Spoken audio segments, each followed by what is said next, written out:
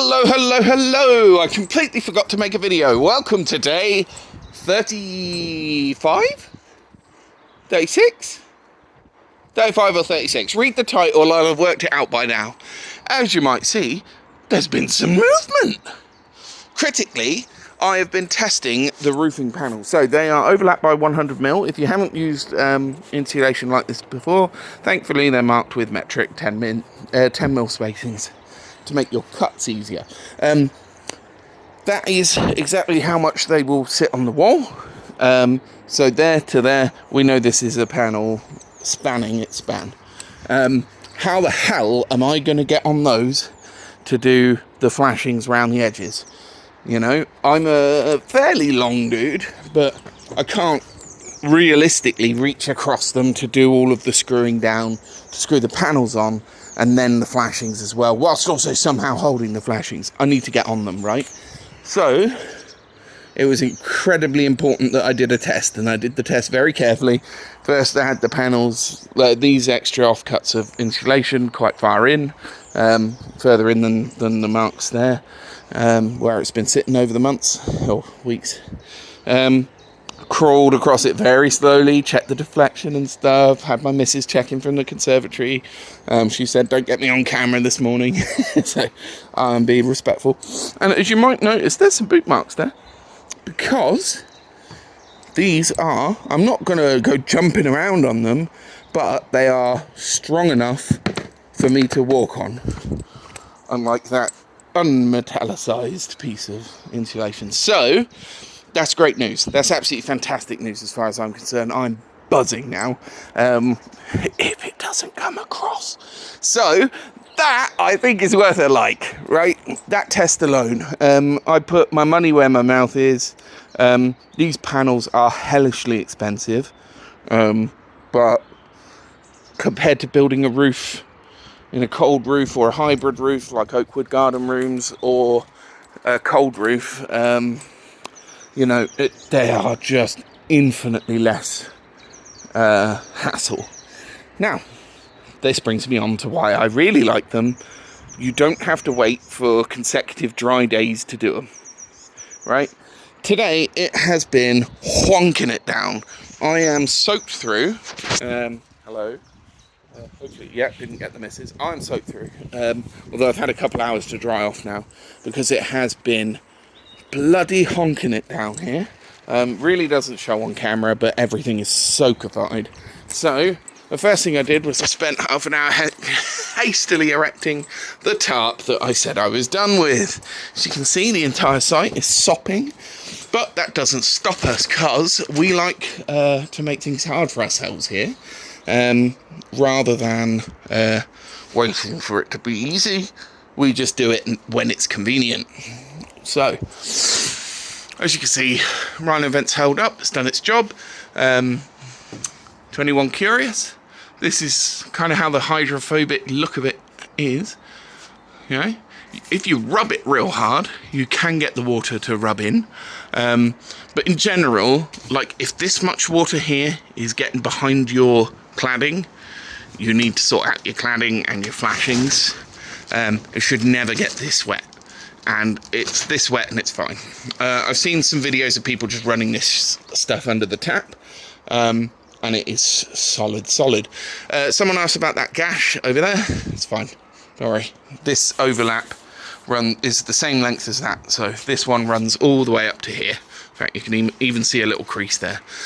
So yeah, no, there's no break in it. And up there will be covered, so that's fine. So what the hell have I done with all my time? Well, I've been messing around on a ladder. Thankfully, I bought this roofer's ladder some years ago off Gumtree. So thank you to the roofer who upgraded to his stuff and gave me this one for a song. Actually, might have even been a decorator. But yes, so what I've been doing is putting on the drip sill, or I think the proper name for it is...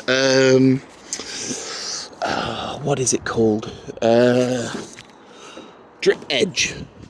So that looks immense. I think that looks really, really swish and professional.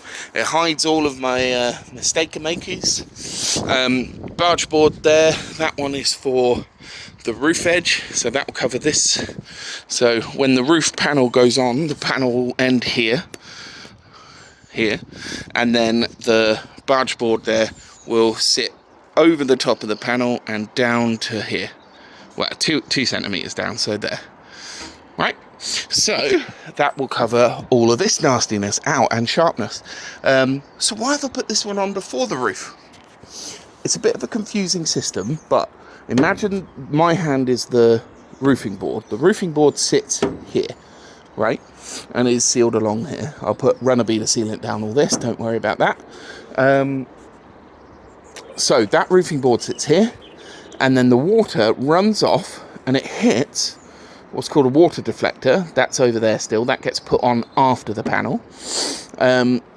So we get that, and then the water hits the water deflector, falls down, and the water deflector has a bend in it that points it back this way, and it hits here.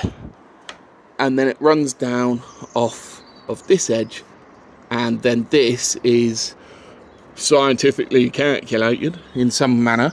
I don't know how they work it out, but they've done the science on it, and that is always going to result in water dripping off rather than staying on. So that's how the drip seal works, or drip edge, and hopefully from the side we can get a little bit better. Yeah, there you go, that's a much better angle. Yeah, so we can see here how the water will get here, and it's just physically impossible for it to run up. And that's all she wrote. And true to fashion, I've just remembered I was supposed to put some foam inserts in there to stop wind carrying water up and over. But this is tight to this, so it'd have to be like a tornado level water spray going up here, and then, you know, even with the jet wash like that, it's hard to show you just how tight to that metal it is, but no water's ever getting in through there. If I really cared, I could take the drip edge off and put the foam in. Answers on a postcard, what do you think? They have to get to me before I upload this video, so don't bother answering. But do whinge at me in the comments if you feel that I should have done it, if I don't. So yeah, that's where we're at. Very excited. I decided to do that instead of, the wind and rain is starting to pick up again. I decided to do that instead of this because I wanted to do something fun and excited to keep my energy for the project up. Rather than just slogging through something miserable. So I'll do this after I've had a spot of lunch. Thank you very much for watching. Chuck us a like and a subscribe to see what happens next. And if I fall off of the roof, well, it's been a really good channel, and I'm sad it ended that way. And if I don't fall off the roof, hopefully by the end of the day we should see some panels up, even if it's just one with the barge board on it. I will feel incredible. Think about doing this, chuck me your comments, ask me your questions, quite happy to answer them, and if not, I can point you towards people who have done this before me and done better jobs of it, and also done better videos of it, and I'm sure they'll be able to clear things up. So yeah, if you're thinking of doing this yourself, do it. That's all I can say, do it. It's an incredible feeling. Yeah, so what about the remortgage? We'll be poor forever, who cares? Quality of life from working at home is worth this. Because at the end of the day, what could I spend the extra money that a remortgage took away from us on that I can't get from spending more time with my children? All the money in the world doesn't buy their youth back. Consider that and do it. Cheers.